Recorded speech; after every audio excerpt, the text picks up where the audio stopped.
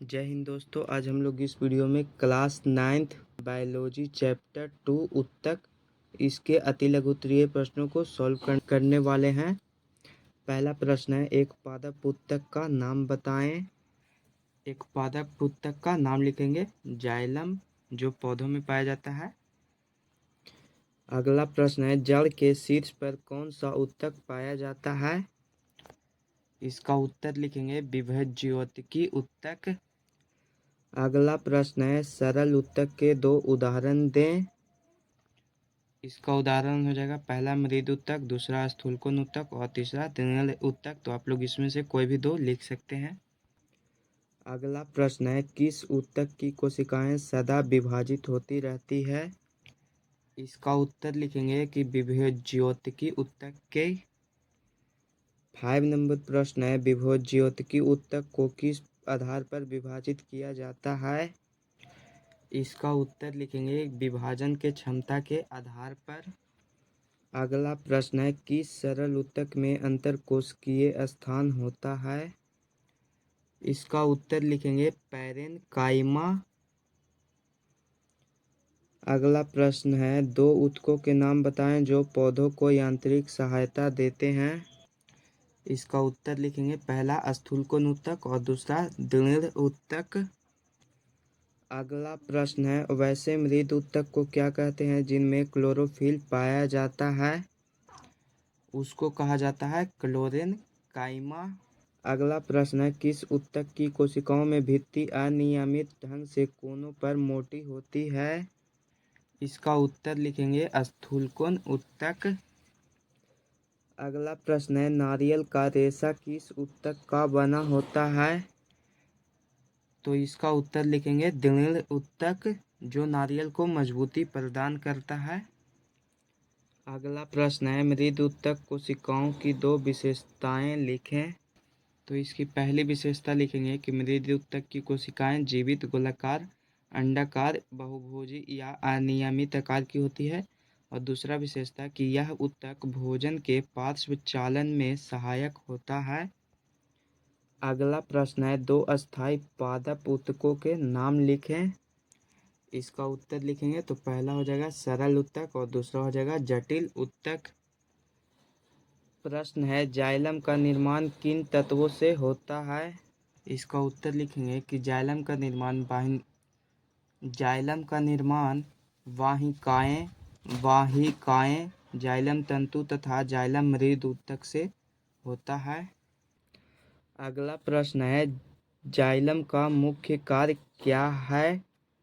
इसका उत्तर लिखेंगे कि जाइलम उत्तक पौधों को यांत्रिक सहायता प्रदान करता है तथा जल एवं घुलित खनिज लवण का संवहन जड़ से पत्ती तक करता है।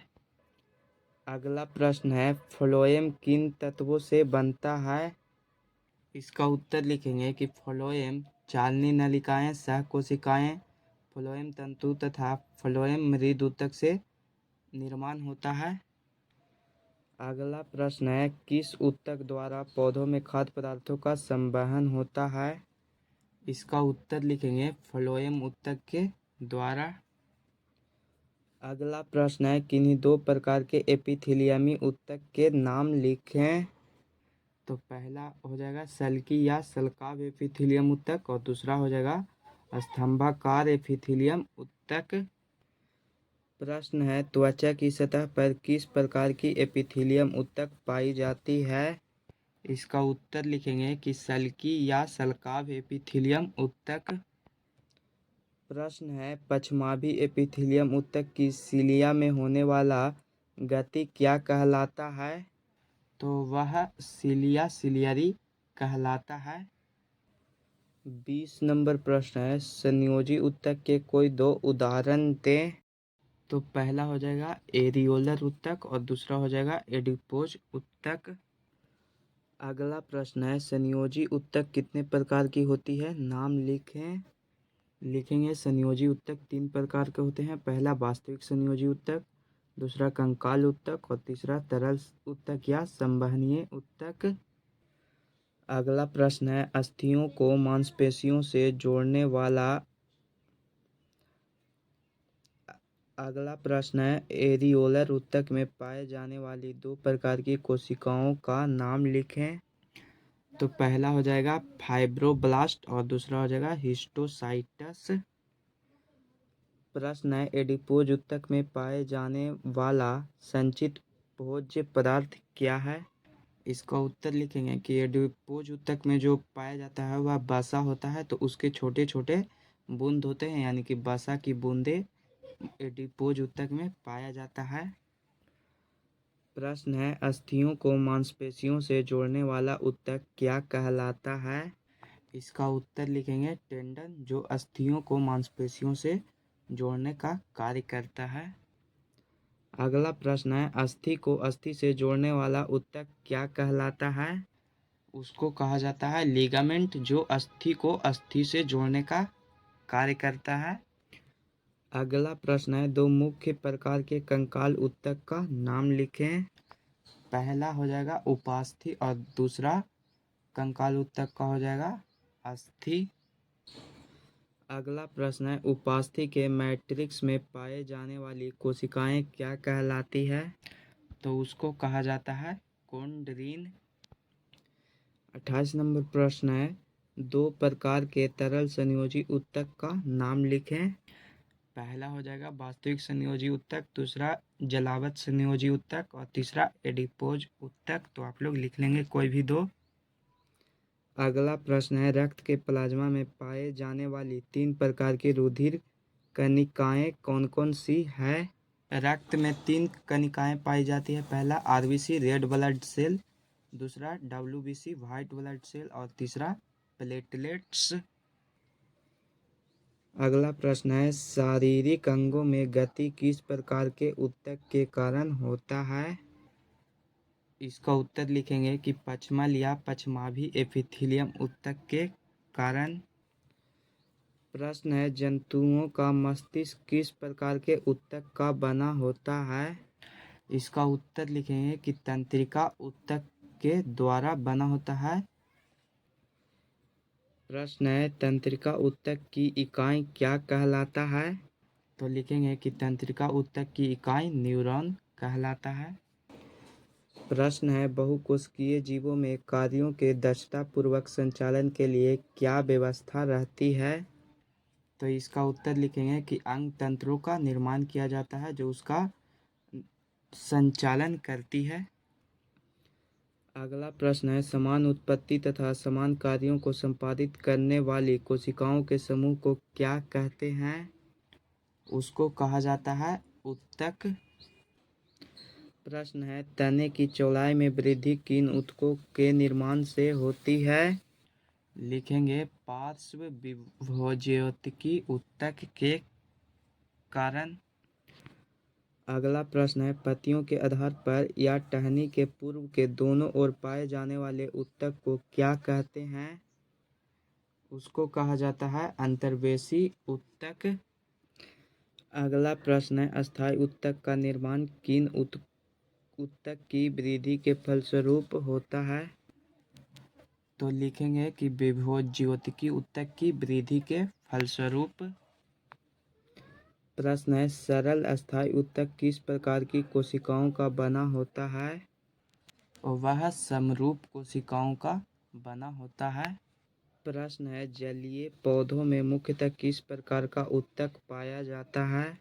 लिखेंगे एरेनकाइमा। प्रश्न है किस ऊतक की कोशिकाएं मृत लंबी सक्रिय तथा दोनों सिरों पर नुकीली होती है। तो वह हो जाएगा द्विमेल ऊतक। अगला प्रश्न है शुष्क स्थानों पर पाए जाने वाले पौधों में एपिडर्मिस की कोशिकाओं के ऊपर किसकी एक परत रहती है। तो उस पर एक क्यूटिकल की परत पाई जाती है। प्रश्न है क्या कॉर्क कोशिकाओं में जीव द्रव्य पाया जाता है। इसका उत्तर लिखेंगे नहीं। अगला प्रश्न है दो या दो से अधिक प्रकार की कोशिकाओं से बने ऊतक क्या कहलाते हैं। उसको कहा जाता है जटिल अस्थायी ऊतक। प्रश्न है जाइलम एवं फ्लोएम मिलकर किसका निर्माण करते हैं। लिखेंगे संवहन बंडल का निर्माण करते हैं। अगला प्रश्न है, सह कोशिकाएं चालनी नलिका के किस भाग में अवस्थित रहती है? लिखेंगे पार्श्व भाग में। अगला प्रश्न है, किस जंतु ऊतक की कोशिकाएं फर्श या दीवार पर लगी चपटी ईंटों की तरह दिखती है? लिखेंगे सल्की या सल्काव एपिथेलियम ऊतक की। प्रश्न है, किस ऊतक के मुक्त सिरे पर सूक्ष्म रसांकुर विद्यमान होते हैं? इसका उत्तर हो जाएगा स्तंभाकार एपिथेलियम ऊतक। अगर आप लोग अभी तक चैनल को सब्सक्राइब नहीं किए हैं तो सब्सक्राइब कर देंगे और ज़्यादा से ज़्यादा वीडियो को शेयर करेंगे। अगला प्रश्न है, छोटी आंत के भीतरी स्तर का निर्माण किस ऊतक से होता है? इसका भी उत्तर लिखेंगे कि स्तंभाकार एपिथेलियम ऊतक से। प्रश्न है, घनाकार कोशिकाओं वाले ऊतक को क्या कहते हैं? तो उसको कहा जाता है क्यूबॉइडल एपिथेलियम। अगला प्रश्न है, अंडवाहिनी में अंडाणु को एक ही दिशा में जाने देने के लिए किस ऊतक की कोशिकाएं मदद करती है? इसका उत्तर लिखेंगे पश्चमाभी एपिथेलियम की कोशिकाएं। प्रश्न है, एंटीबॉडी का निर्माण किन कोशिकाओं द्वारा होता है? लिखेंगे लिम्फोसाइट्स के द्वारा। प्रश्न है, किस ऊतक में तारे जैसी कोशिकाएं पाई जाती है? इसका उत्तर हो जाएगा संयोजी ऊतक। प्रश्न है, बाह्य कर्ण में किस प्रकार का ऊतक पाया जाता है?